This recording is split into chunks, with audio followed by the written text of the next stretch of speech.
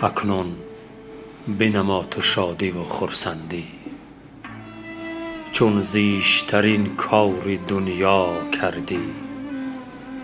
اشاره به انگشت نمایند سویت، یک عمر گویند تو قاتل فرزندی. اصلا تو نمی گفتی یک پند مرا، خاموش بودم می زدی هرچند مرا. با مهر و نوازشت به سویم باره، تو ای پدرم نکردی لبخند مرا. دام ماندی چو دشمن برایم عته، چون بر تو بستی دست و پایم آته. کردم زاری و التجا هم نرسید، بر گوش کرد آه و نوایم آته. بی رحم چرا زنده پوستم کردی، انگشت نمای خویش و دوستم کردی. تا که نشوند آگه از کرده تو، بردی و به آشخانه روستم کردی.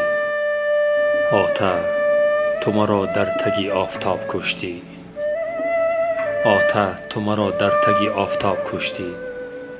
زخمین و فگار و زهر زرداب کشتی.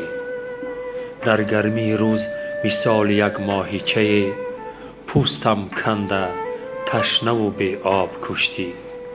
ایمان خودم فقط به یزدان دادم، آسانم بود که جان به جانان دادم. مانند یتیم بی نوای و تنها، در فرشک آشخانه من جان دادم. اکنون که دیگر خاک مرا می بوید، یک عمر دیگر تو به منی می گوید. از مقعد من هر بهار زیبا، تنها سبزه به جای من می روید. افسوس نرسید بر تو زورم آته، کردی زی حیات خود دورم آته. تو بهر دعا و دیدنم تا هستی، هرگز نبیا بر سری گورم آته. تو بهر دعا و دیدنم تا هستی، هرگز نبیا بر سری گورم آته.